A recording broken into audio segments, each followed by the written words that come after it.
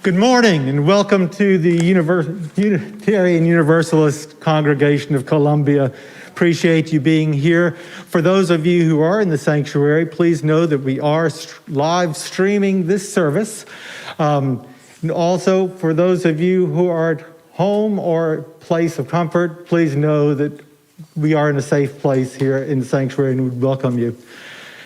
And it kind of helps bring words to that were shared on September 12th by Warren Googe, who powerfully said that we are in a spiritual place, a welcoming community, and a community made up of people who work from their hearts.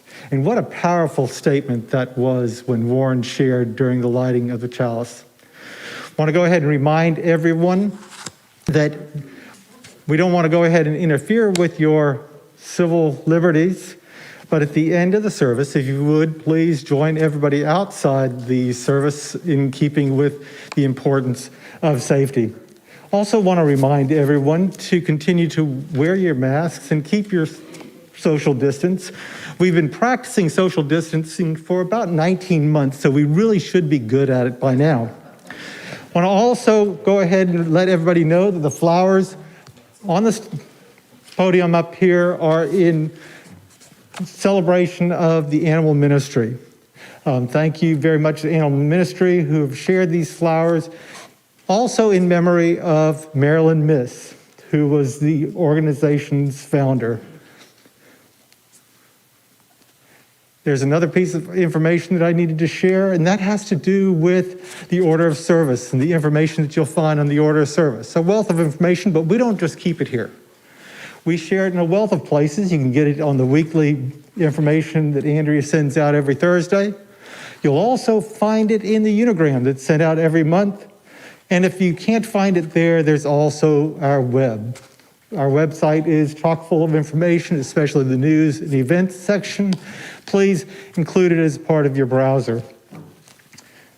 This time, if you would, please center yourself for service, sit back and enjoy. Please cut off any electronic devices that could interrupt the flow of the service, and let's sit back and enjoy our prelude.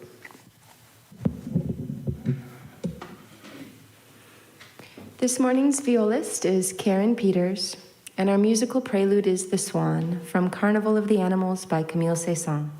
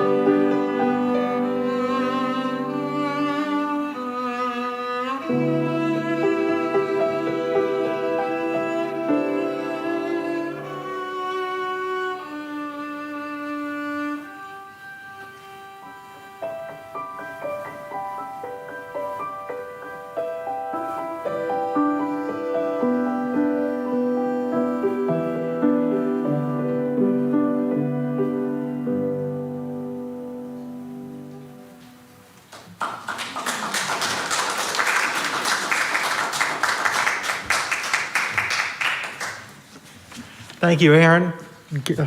Anna and Karen, and bring it together, you get Karen.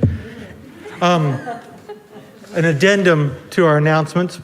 Today's service is about the celebration of animals, in keeping with our Blessing of Animals ceremony that will be taking place today outside of the Hayward Street part of our campus. It'll take place at 3 o'clock. We please invite all of you to go ahead and join us with your animals, or just for opportunity to celebrate this afternoon. Another piece of information is that the Green Committee's plan for their meeting has been canceled. Please look for information from Caroline regarding that. And at this time, if you would join me, and please rise as we go ahead and share our congregational covenant. Love is the doctrine of this congregation. Quest for truth is its sacrament, and service is its prayer. To dwell together in peace, to serve others in community. Thus we covenant with one another. Welcome, please be seated, and welcome to the Unitarian University of Columbia. My name is Mark Drews, and I'll be serving as your welcomer this morning. Our minister is Reverend Stephen Robinson, who's, when not in the service, usually has a member of our congregation or of the community at large who provides the services, and we want you to go ahead and again visit our website for information regarding services. As many of you know, Unitarian Universalism is a diverse and non-creedal religion. We are a covenantal religion, which means we don't have to believe the same in order to treat each other the same, with respect, equity, compassion, and dignity. Our community is based on deeds, not creeds. As UUs, we side with love, embracing all people regardless of their age, color, race, economic status, physical ability, or their religious background. We are a welcoming community, welcoming congregation, which means we embrace LGBTQ plus individuals. We encourage everyone to wear name tags so that we can know each other better. Board members wear green name tags and always welcome your suggestions, your comments, your questions. At this time, would members of the board please stand to be recognized? Thank each of you for your service. At this time, we'd like to welcome any guests or visitors who are with us today, and if you're willing and able, please rise and share your name and where you're from. If you would, please wait for a moment as Reverend Stephen brings the microphone around and can speak into the microphone.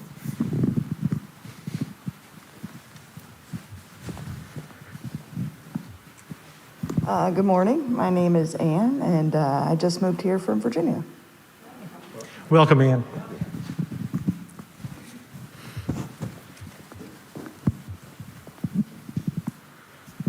Hello, we are the Pack family. We moved in from Greenville last year, and this is our first time at the church here. We came from the UU in Greenville. Well, welcome. Welcome to the Midlands.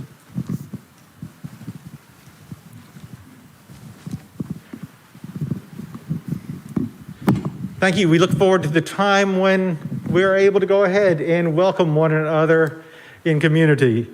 But until then, go ahead and sit back, relax, and enjoy the service. But after, please again, join us out in the terrace or outside for an opportunity to enjoy conversations. As you know, the worship committee has charged service leaders with identifying a member or a friend to light the chalice. If you would like to light the chalice to highlight a special event or a moment in your life, please let a member of the worship committee know so we can go ahead and include you. We learned recently that some members who've been with us for 40 years have never been extended an invitation. So please reach out to members of the worship committee community to let them know. This time, I'd like, if you don't mind, are there any members of the worship committee here with us today that folks can go ahead and reach out to regarding a time? Okay, we have Jessica, Richard. Okay, we have Larry. And there are other members, please let them know. Because in that spirit, I was charged with identifying someone who would be able to light the chalice today. And a lot of times we look at the combination, somebody who is involved in the animal ministry, as well as someone who is an advocate of Cotton Branch, who is our recipient of this week's Share the Plate. So I chose my wife to come up and to light the chalice. Patty has been a member of the UUCC since 2012 and has served our congregation in several ways, including the chair of our worship committee, as well as the co-president of the Board of Trustees, and is currently a member of the LDC, as well as the publicity committee. But most important, she loves being a part of the Animal Ministry Committee that supports the blessing of the animals. It is through her involvement in that committee that resulted in her embracing a plant-based lifestyle, demonstrating the respect and dignity of all sentient beings. She's a retired high school science teacher who was honored in 2000 as the state's Physical Science Teacher of the Year. But her greatest joy has to come from being a mom of 3 amazing children, their spouses, as well as 7 wonderful grandchildren. Spirit of light and life, come unto us. Thank you, Patty.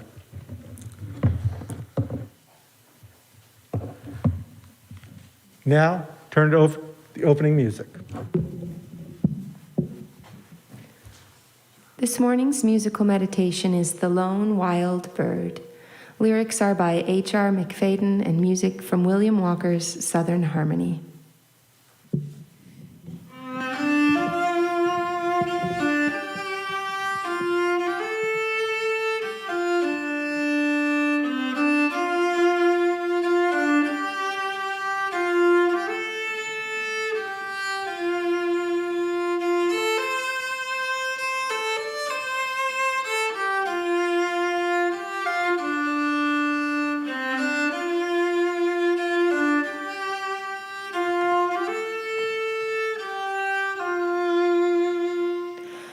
The lone wild bird in lofty flight is still with thee, nor leaves thy sight, and I am thine, I rest in thee, Great Spirit, come and rest in me.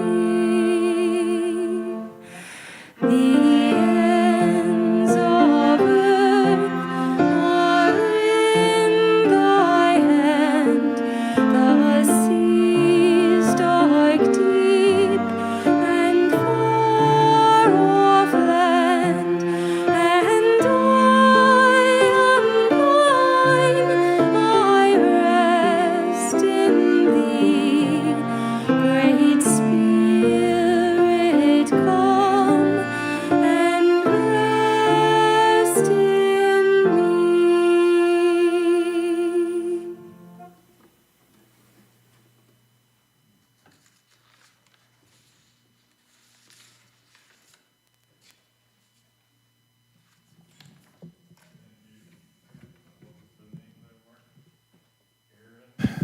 And if you combine Anna and Karen together,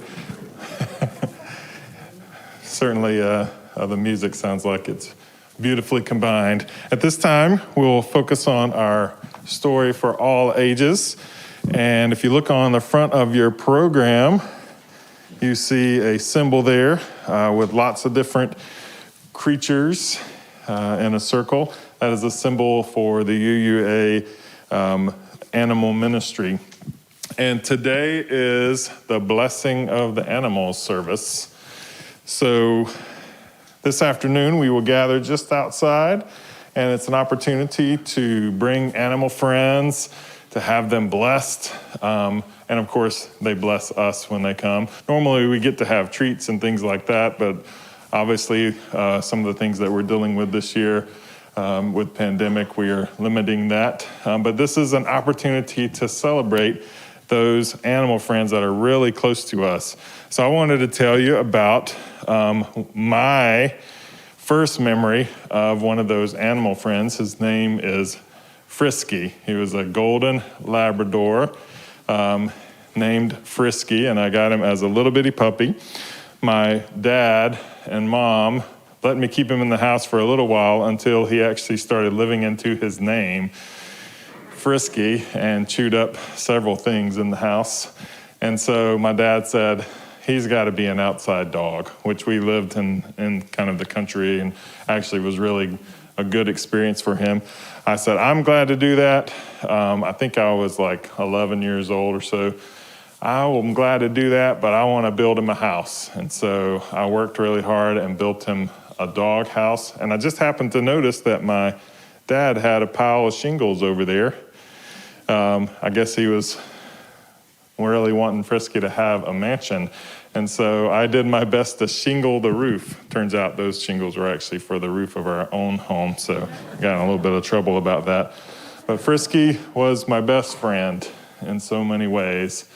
And every time we have this service each year, I think about my golden Labrador named Frisky. So I was wondering, do you have any animal friends that you're thinking about today? Would you be willing to share? Nope. All right. Anybody else? Who are you thinking about from childhood? We've had so many best friend animals, and there's too many to mention, but our best friend, Orson the cat, he was a feral cat, and he really wanted to be adopted, and he jumped in our window, and he would roll and put his stomach in the air, and he really wanted to be adopted, and he got sick, and the first night I slept with him on the floor, but I didn't know him very well, but he put his little feral fangs in my cheek, and I slept on the floor, and I kind of shielded my eyes. But I guess he was doing it to be some kind of trust or something, but he fell asleep with his little fangs in my cheek, and we became best friends, and unfortunately he passed on last year, but we will always love him. Very cool. I've had church members that build trust that way. I'm just kidding.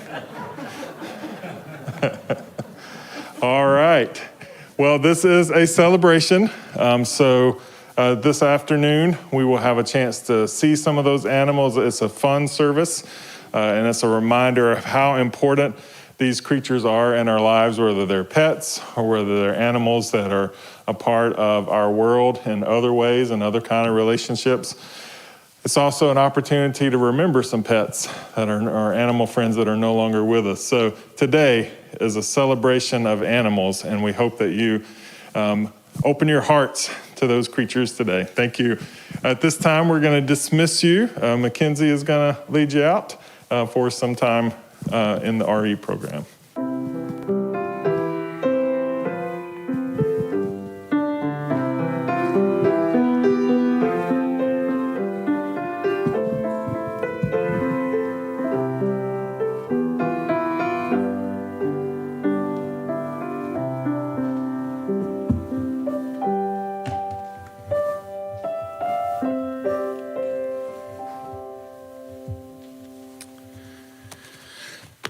This morning, our opening words come from Walt Whitman. I think I could turn and live with animals. They are so placid and self-contained. I stand and look at them long and long. They do not sweat and whine about their condition. They do not lie awake in the dark and weep for their sins. They do not make me sick discussing their duty to God. No one is dissatisfied. Not one is demented with the mania of owning things. Not one kneels to another, nor its kind that lives thousands of years ago. No one is respectable or unhappy over the whole earth. Walt Whitman. At this time, we move to a part of our service where we light candles in this community, a chance for us to share those joys and concerns with each other, name them out loud, light a candle, a symbol of that remembrance and connection or that celebration of that joy or that grief that we are holding in pain. Today we have a couple of candles that I would like to light that were sent in before we move to those that are in our sanctuary. Beth Ann Rochelot cannot be here today, but asked us to light a candle for her mother, Pamela Bradley, who died on Tuesday in New Hampshire. Pamela was a Unitarian, an educator, valedictorian, a member of Mensa, a pianist, and a fierce bridge player. Beth Ann says that she will be missed.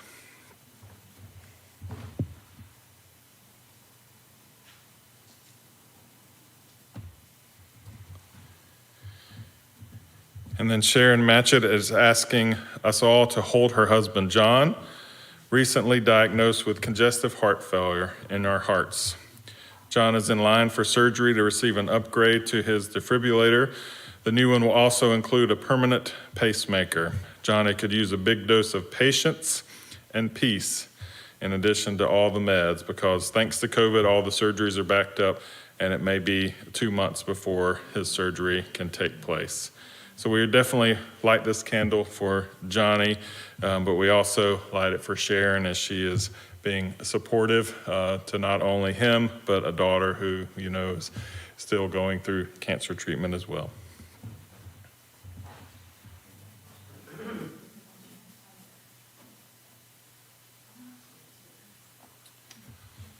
Those who are willing, I invite you to come forward and share a candle that you would like to share in this congregation.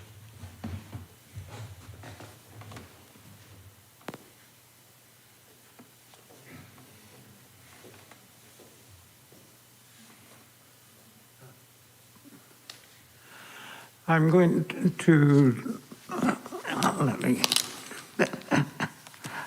to light a candle for our family dog Marley, who had to be put down yesterday.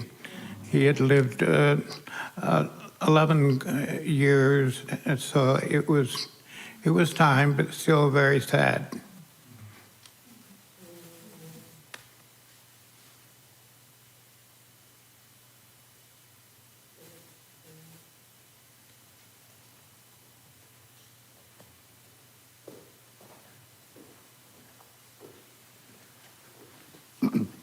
I'd like to light a candle this morning, a candle of concern for Alvin Steingold. We learned this morning that he had a mild stroke last night, and he's in room 9128 of Lexington Memorial Center, or hospital, and for observation, hoping that he has no lingering symptoms and all.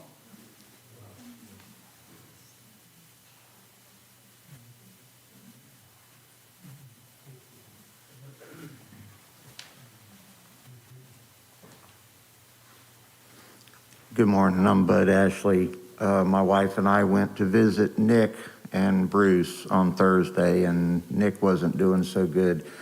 He needed a blood transfusion again, and he just got one yesterday, so that's why Bruce isn't here today, and he asked us to light a candle for Nick and himself.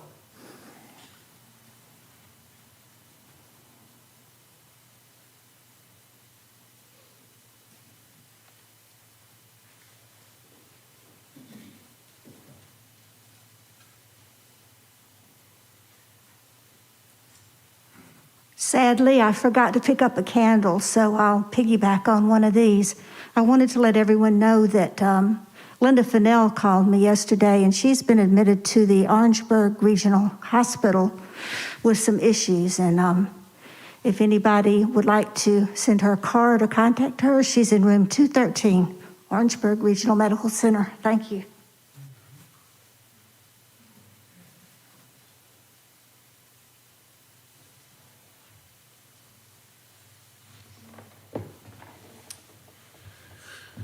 We light this final candle for those joys, concerns that are being held close to heart this morning, maybe not spoken out loud.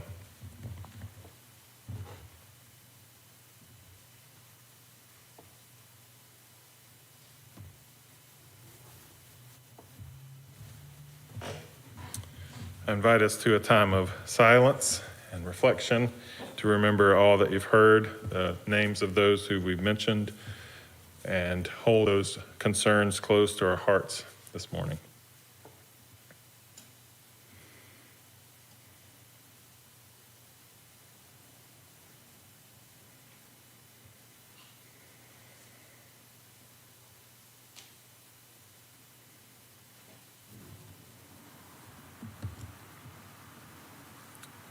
Thank you. This time we prepare for our morning offering, and it is a great reminder that this month's recipient of Share the Plate is Cotton Branch. And as was mentioned earlier, as Mark was bragging about Patty's work in the UUCC and the connection to Cotton Branch. And every time we think about Cotton Branch, I also think of Sophia as well, and the connection there and to the animal ministry. This is a great work and ministry in our community, protecting farm animals and providing sanctuary, and we'll have a representative back next week to share about this good work. This time, I invite our ushers to come forward and receive our morning offering. Our offertory music is Gymnopédie No. 1 by Eric Satie.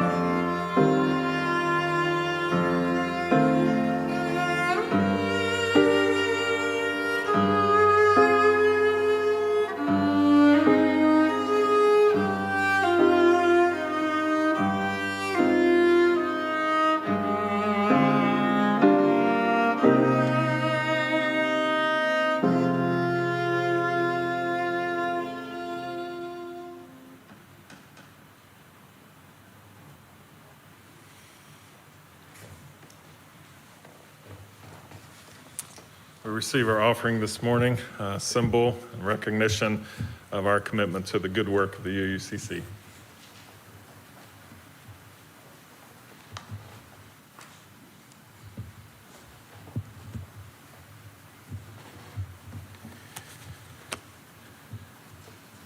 I always worry when I share that story about Frisky, my dog, and the brand new roof that he received from the shingles that my dad was not very happy about. I'm always worried that I'm giving ideas to folks. Like now that's going to be the new thing. Got me in a lot of trouble, I can tell you that. I grew up around animals. So to say that Frisky was the first pet, it's really the first pet that I remember. There were all kind of animals in my life. Growing up on a farm, there were always lots of dogs and cats and other farm animals that were near and dear, horses and cows, and so many experiences of being around animals. At this point, would consider myself a dog and cat person. We have two dogs that live in the home with us. That is Brinkley, who is a 13-year-old blind poodle and has been blind since birth, but he doesn't know it, so we whisper it when we share that. And then we have Sadie, who is a Labradoodle. And then we have Jacob and others, cats that are kind of our cul-de-sac friends that just spend time at everyone's house, technically our neighbors, but spend time all around the cul-de-sac. And so I feel very comfortable sharing what is the dog diary and the cat diary this morning. I know you probably heard this before, but I figured it would be worth repeating the comparison between dog diary and cat diary. All right, dog diary, 8 a.m., dog food, my favorite thing. 9:30 a.m., a car ride, my favorite thing. 9:40 a.m., a walk, my favorite thing. 10:30 a.m., getting rubbed and petted, my favorite thing. Noon, lunch, my favorite thing. 1 o'clock p.m., played in the yard, my favorite thing. 3 o'clock p.m., wagged my tail, my favorite thing. 5 o'clock, milk bones, my favorite thing. 7 p.m., got to play ball, my favorite thing. 8 p.m., watch TV with my people, my favorite thing. 11 p.m., sleeping on the bed, my favorite thing. And then Anna, please forgive me for what I'm about to share, but the cat diary goes like this. Day 983 of my captivity. My captors continue to taunt me with bizarre little dangling objects. They dine lavishly on fresh meals while the other inmates and I are fed hash or some kind of dry nuggets. Although I make my contempt for these rations perfectly clear, I nevertheless must eat something in order to keep up my strength. The only thing that keeps me going is my dream of escape. In an attempt to discuss them, I once again vomit on the carpet. There was some sort of assembly of these accomplices tonight, and I was placed in solitary confinement for the duration of this event. However, I could hear the noises and smell the food, and I overheard that my confinement was due to the power of allergies. I must learn what this means and how to use it to my advantage. Today, I was almost successful in an attempt to assassinate one of my tormentors by weaving his feet around as he was walking. I think I'll try this again tomorrow, maybe at the top of the stairs. I am convinced that some of the other prisoners here are flunkies or snitches. The dog receives special privileges. He is regularly released into the yard and then seems more than willing to return. He is obviously not very wise. The bird has got to be an informant. I observe him communicate with the guards regularly, and I'm certain that he reports my every move. My captors have arranged protective custody for him in an elevated cage, so he is safe for now. So, a lot of fun. Maybe it resonates with you if you have dogs or cats in the home. I figured, kind of heard myself reading the cat diary and realized I think I might have been using the voice of Stewie from Family Guy as I was doing that, so apologize. That might actually get us in trouble on YouTube, David. But today is a celebration in October of the wonderful opportunity that we have to connect to those animals around us and the sheer blessings and joys that dogs, cats, and so many other creatures in our lives bring into our world. We celebrated in October because of St. Francis of Assisi's death on October 3rd, 1226, and then his feast day that is observed on October 4th in Christianity.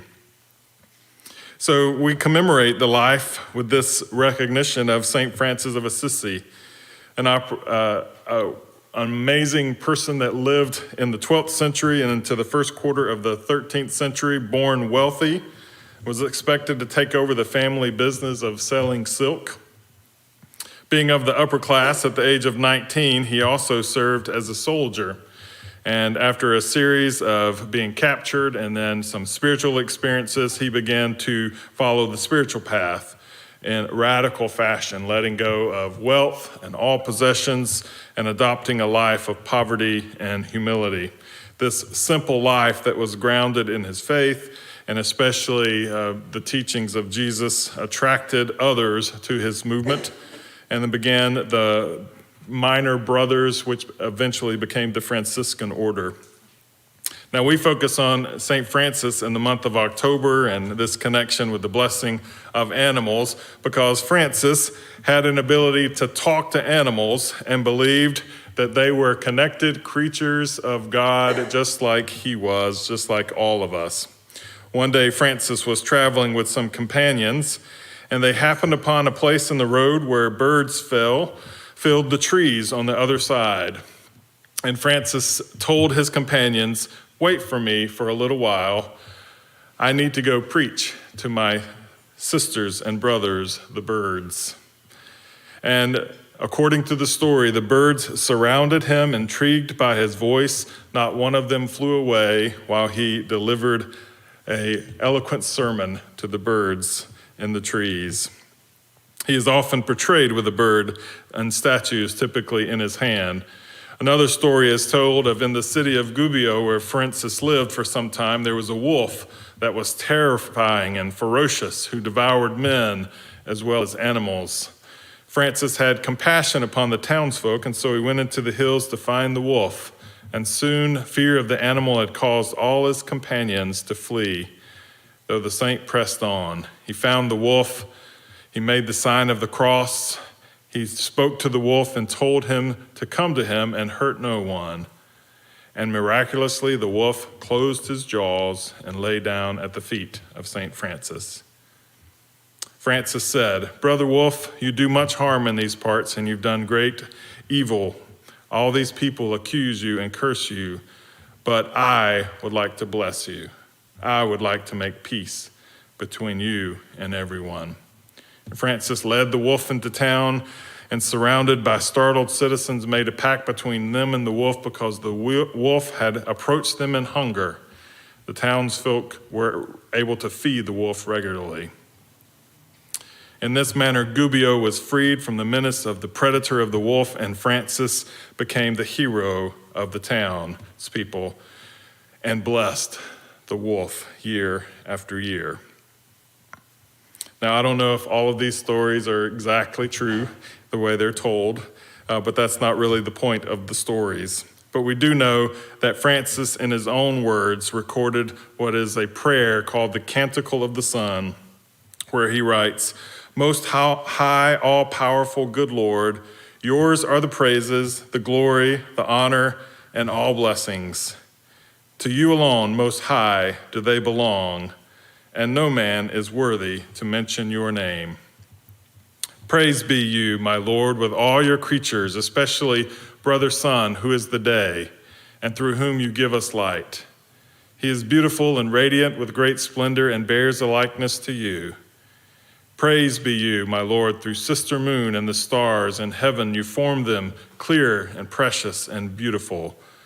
Praise be you through brother wind, and through the air, cloudy and serene, and every kind of weather which you give sustenance to your creatures. Praise be you through sister water, which is very useful and humble and precious. Praise be you through brother fire, through whom you light the night, and he is beautiful and playful and robust and strong. Praise be you through sister Mother Earth, who sustains us and governs us and produces varied fruits with colored flowers and herbs. For Francis, spirituality was all about being connected to the world around him. It's no wonder that he's become the patron saint, not only of animals, but of the particular interest in our climate in recent years of trying to transform the way that we think about taking care of the world that we are a part of. Even the Pope took on the name of Francis for himself to embrace that challenge to take care of the world, take care of the climate, be good stewards of the earth. I believe that spirituality is really all about connection. Oftentimes people ask me, what does spirituality mean to you? What does it mean when you're a member of a Unitarian Universalist congregation, or better than that, leading a Unitarian Universalist congregation? Oftentimes the question comes as a trick. Try to define yourself, or tell me what your church believes. Man, that's a challenge, isn't it? To somehow try to identify what we believe. But I think ultimately, for me, when I talk about spirituality at its core, the word that comes to mind for me is about connection. Spirituality is about understanding the ways that we are connected in so many different experiences of life. Primarily, I believe, connected to ourselves. And so much of our work that we need to do to be healthy individuals is learning about who we are as people, connecting to who we are as individuals, understanding ourselves, taking time to be quiet and listen to ourselves. It's not something that we're all comfortable doing, and this pandemic and experience of social isolation has led us to realize we don't like being alone that much. We don't maybe like ourselves as much as we thought we did. And we fill our lives with noise all the time and often can't tolerate any kind of silence in our lives of listening to ourselves. I can tell you that I have a kind of an inner clock because every service after we share the candles of community, we always have a time of silence. And I kind of have this inner clock, and it's right at 10 seconds where I think people in the congregation start wondering, is he all right? Did he fall asleep? This is uncomfortable. Why is there nothing happening? We are so prone to avoid that sense of silence, but a big part and primary part for me in spirituality is understanding that connection to ourselves, our inner selves. And of course, connection to others in community. That's why we're here.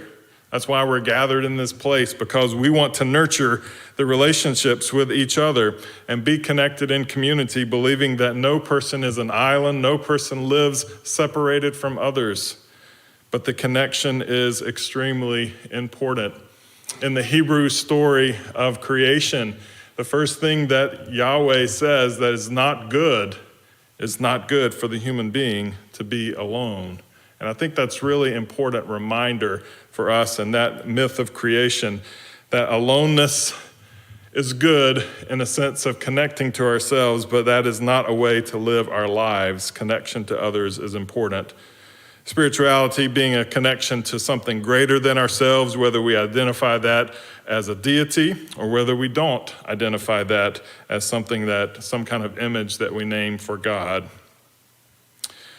Important for us as well, though, is our connection to the web of existence around us and looking at the creatures around us and understanding that we are a part of an amazing world, amazing ecosystem We are surrounded by this array of creatures, land animals, sea animals, animals of the air, creatures who show love and empathy in ways that can teach us how to love, how to feel the feelings of others, how to care for and support.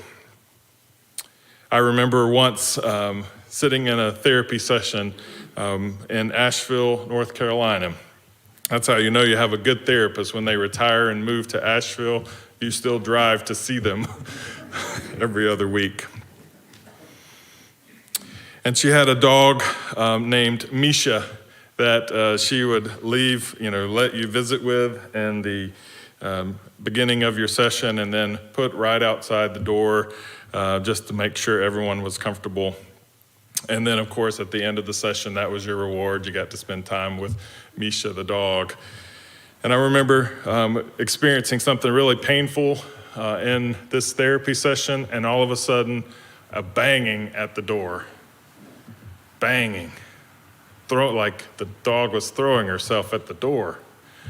And my therapist was like, I'm sorry. Maybe that was just a fluke there. And we continued the work that was just intensely painful from childhood experiences and more of the throwing. She had never done this before. And she's like, something is wrong. I need to see what's going on with Misha, the dog. And as she opened the door, the dog, Misha, overwhelmed her, ran past her, jumped up on the couch to where I was, and just began licking tears away. Healing and comforting and empathy in a beautiful, beautiful display of affection.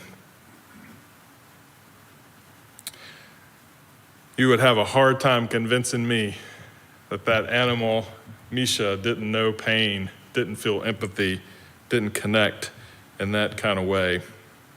And it's taught me in my life to knock down doors for people who are hurting. We are surrounded by animals that show us that kind of love, that show us that kind of compassion, but we're also surrounded by animals who show us wisdom and ingenuity and creativity and offer lessons to us about how to be creative and find ways to do things. I know this because I see the many videos that are posted of folks who are trying to keep squirrels out of their bird feeders.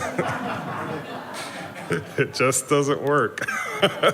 They are smarter than you, and you have to admit that. Once you admit that, it's much better, and just buy enough bird seed for both. We have animals who show us and demonstrate a connection to the earth, a respect for nature, and care for the web of existence, how they live without leaving the substantial footprint of destruction on the earth in ways that we can't seem to figure out. We have animals who live in the moment and experience the fullness of joy. When I often teach mindfulness, I have a beautiful image of two things side by side, which is the human being and all of the thoughts that are going through their head at any moment. What's for dinner? What's I have to do with work today? Here's what's going on, the bills I have to pay. And this just thought full of or a head full of thoughts of things and anxiety of what's going on.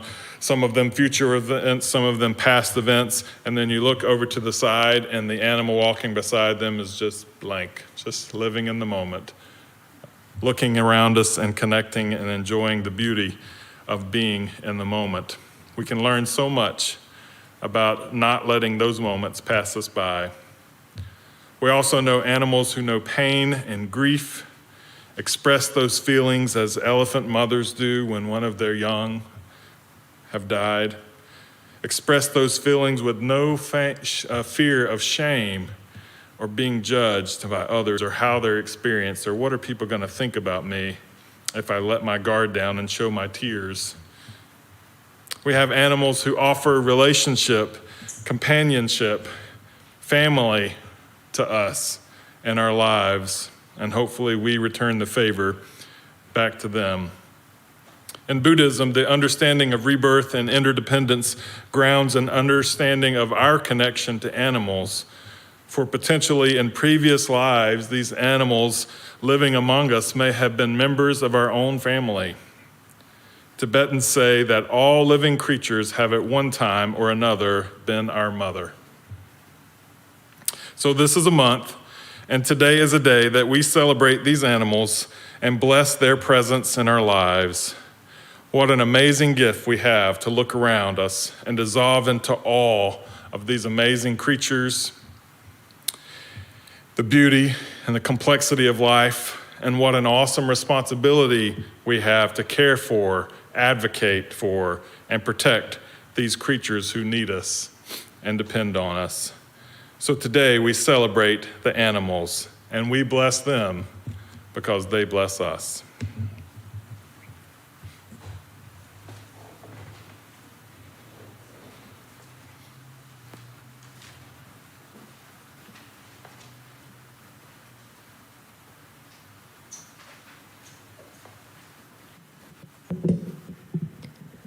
Our closing music is The Lover's Waltz by Jay Ungar and Molly Mason.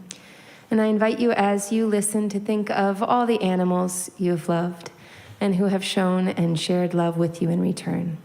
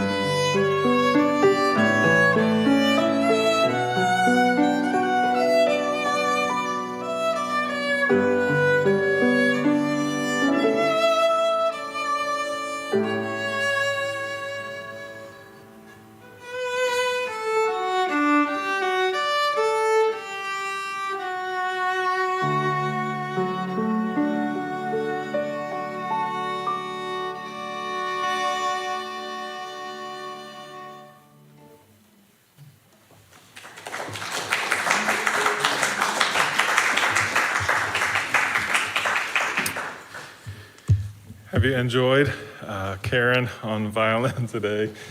Give her another round of applause. Thank you, Anna, for the beautiful music you bring to us each week.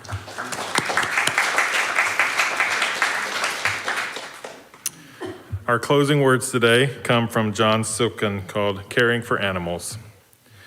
I ask sometimes why these small animals with bitter eyes, why should we care for them? I question the sky, the serene blue water, but it cannot say, it gives no answer. And no answer releases in my head a procession of gray shades patching and whimpering, dogs with clipped ears, wheezing cart horses, a fly without shadow and without thought. Is it with these menaces to our vision, with this procession led by a man carrying wood, we must be concerned? The Holy Land, the rearing green islands should be kindlier than this, yet the animals, our ghosts, need tending to. So take in the whipped cat, the blinded owl, take up the man-strapped squirrel upon your shoulder, attend to the unnecessary beast. From growing mercy and a moderate love, great love for all animals occurs, and your love grows, your great love grows and grows from the peaceable kingdom. We extinguish our chalice today, celebrating our connection to these animals, our friends, our fellow participants in the web of existence of life, and invite you as we extinguish our chalice today in this service to join us at 3 o'clock for our blessing of the animal service outside.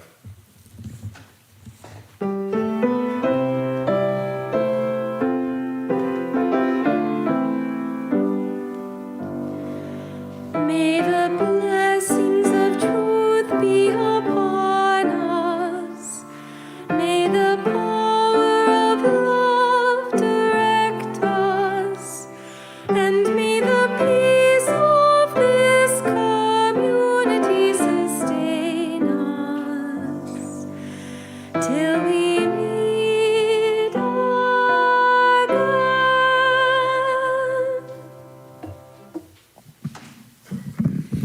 I do invite you to a time of social time just outside our sanctuary here through the glass doors. And while you're out there visiting with each other, Scott Sargent, our director of the DRE, will be outside there. He will be selling some swag for Pride Month, Pride History Month, and with the Pride Parade coming up next Friday, give you some things that you can wear there. So as he is selling those things, all the proceeds, it's a fundraiser for the Hogwarts camp this summer for our RE program. And I believe Scott is going to be giving that tie to the highest bidder, right? Y'all look back there. So just know, he is committing to going home tieless today. So join us, please, outside, and thank you for being a part of the service.